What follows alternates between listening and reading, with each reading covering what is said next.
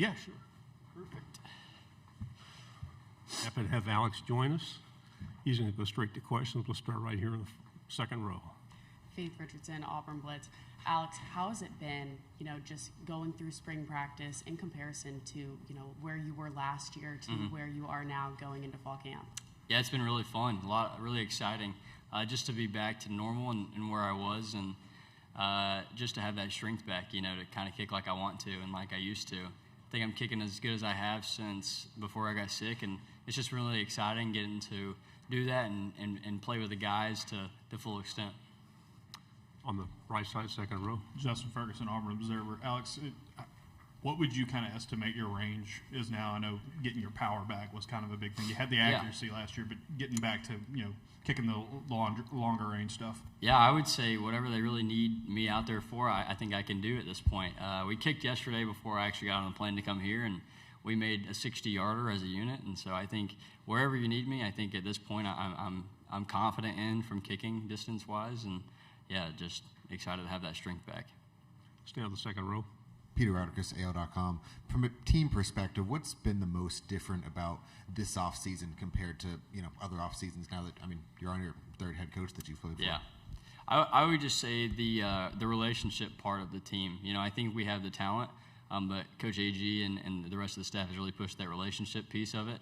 I think we've built a great foundation for the brotherhood of this team, and I think going into this fall camp is going to be huge for us to continue to build that, and just the relationships with each other and with the coaches, just to be able to hold one another accountable, lift one another up, just things like that. Left side, second row. Leo Haggerty, Amped Up Sports Draft Nation here in Tampa. Team goals are obvious, but with a kicker, it's pretty obvious. Make that field goal with 5 seconds to go. How important is it to just be in that moment and then succeed?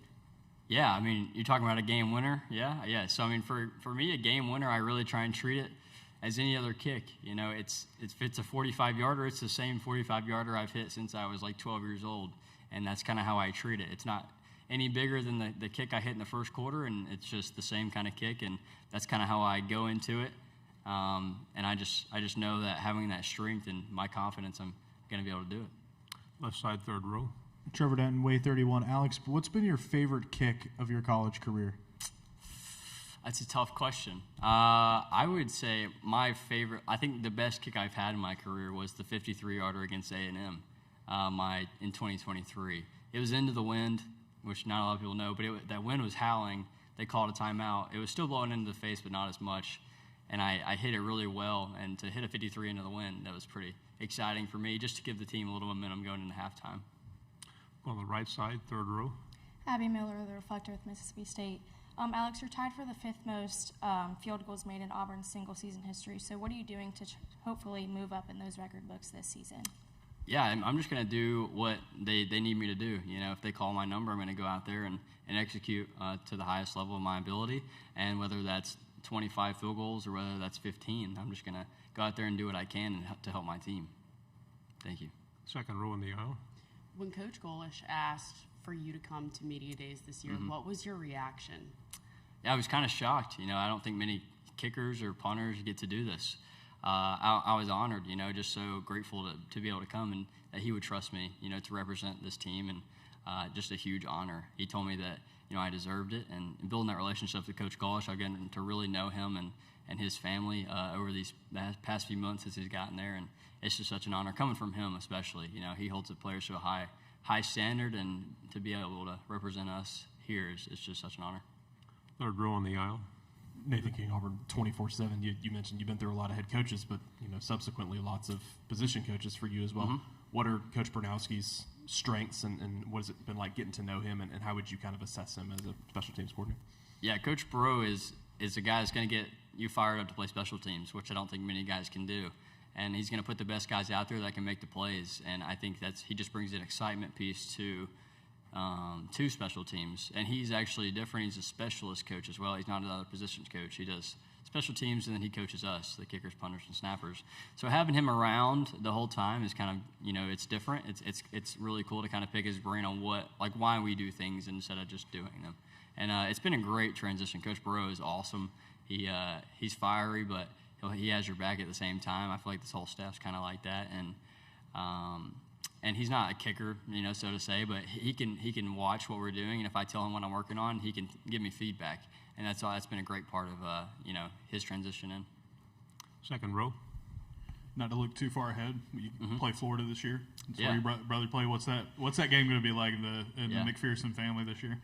I think it's going to be fun. I think, I don't know who my brother's going to cheer for, but I would say he's cheering for Auburn. But I would hope so. But I think it's going to be a really fun game. Getting to play them, I grew up going to their games because he played there. And so I think it's going to be fun just to play that team. I wish it was at the Swamp. That'd be awesome, but it's going to be a great home game, great home environment, and to open up SEC play, it's going to be a great one. Left side, second row. When you're standing at the tunnel at Jordan-Hare Stadium, you look out, the eagle's flying, everybody's screaming War Eagle. Do you have goosebumps? Oh, yeah, without a doubt. I think you think you're ready for it every time, and then you run out of tunnel, and I try to look around the entire stadium as I run them out, and there's just nothing like it. Whether it's a night game or it's an 11 o'clock game, we have the stands packed, and Auburn fans are one of a kind. It's an unreal feeling. We have a few more minutes. Go ahead. Second row. Let's talk about having kind of that battery at field goal back, Hudson holding for you. You got familiarity at the snapper. Just how important is that for a kicker to have like guys that you've been with before and have that kind of chemistry? It's definitely really important. I think they're kind of the unsung heroes of field goal unit because their job is honestly more important than mine a lot of the times because if they mess up, people notice them, but if they do their job, nobody notices them, right? And I'm really grateful for them. We got a new snapper this year in the spring, and he's been a great addition to our unit, and he's really fit in the group, and he really came on strong, and he really helps out me a lot. If there's a good snap, good hold, I can do my job, and they've been nothing but great, and I'm just grateful for them, and so I'm excited to have, like you said, Hudson returning for holding, and it's been great. It's been a great offseason for us. Any final question? We have a good talker.